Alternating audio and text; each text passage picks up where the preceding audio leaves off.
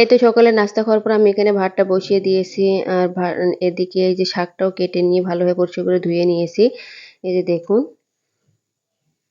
আর এইদিকে যে মাছ, আমি কাজলি মাছ রান্না করব, এজন্য কাজলি মাছটা ভালোভাবে পরিষ্কার করে ধুয়ে নিয়েছি। রান্নার জন্য আমি এখানে একটা কড়াই বসিয়ে দিয়ে এখানে রান্নার রেগুলার তেল দিয়ে দিয়েছি। এই যে দেখুন এখানে।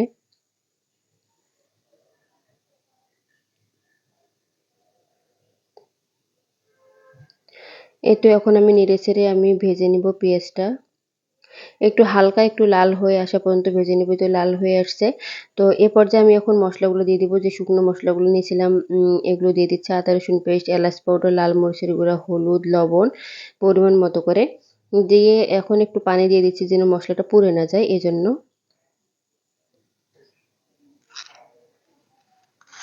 আমি প্রতিদিন যে রান্না বান্না করি এই ভিডিওগুলোই আপনাদের সঙ্গে শেয়ার করি।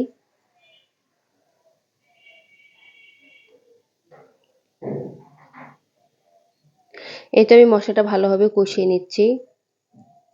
তো মসলাটা আমার কষানো হয়ে গিয়েছে। এ পর্যায়ে আমি এখন কাজলি মাছগুলো দিয়ে দিচ্ছি। আপনারা কি মাছ বলেন অবশ্যই কমেন্ট করে জানাবেন। আমরা কাজলি মাছ বলি এই মাছটাকে। আর কাজলি মাছ কিন্তু খেতে কিন্তু অনেক মজা, আমার কাছে অনেক ভালো লাগে। এই তো আমি এখন নেড়েচেড়ে কষিয়ে নিচ্ছি।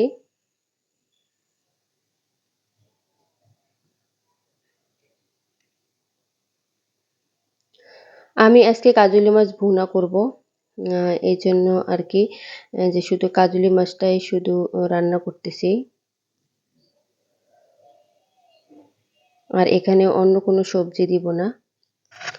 এই তো মাছটা যত ভালো কষানো হবে তো খেতে কিন্তু ততটাই সুস্বাদু হবে। এই তো আমি এভাবে নেড়েচেড়ে দিচ্ছি যেন নিচে লেগে না যায় এজন্য। তো আমার কষানো কিন্তু হয়ে গিয়েছে। এ পর্যায়ে আমি এখন পানি দিয়ে দিচ্ছি ঝোলের জন্য। এই যে দেখুন।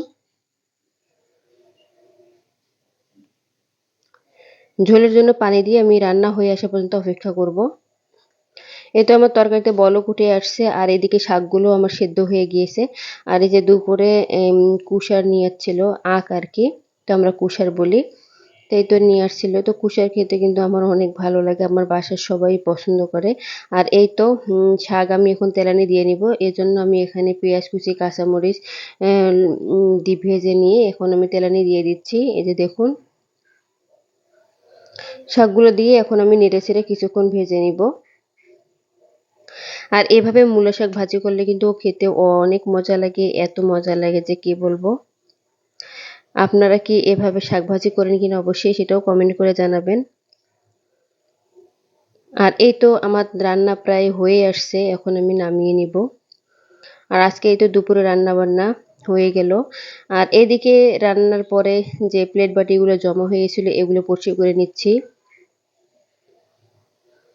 এই যে দেখুন। এই তো আমি সবগুলো এভাবে পরিষ্কার করে নিচ্ছি প্লেট বাটিগুলো। আর অনেকগুলো প্লেট বাটিয়ে জমা হয়েছিল।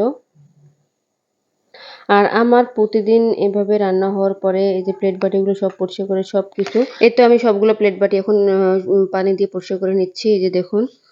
আর এভাবে আমি প্রতিদিনের কাজ প্রতিদিন সম্পূর্ণ করে তারপর এই যে চুলার পাশ দিয়ে যে তরকারির ঝোলগুলো পড়ছে এগুলো আমি ভালোভাবে পরিষ্কার করে নিচ্ছি। আর আমি এই কাজটা প্রতিদিনের কাজ প্রতিদিনই করে থাকি।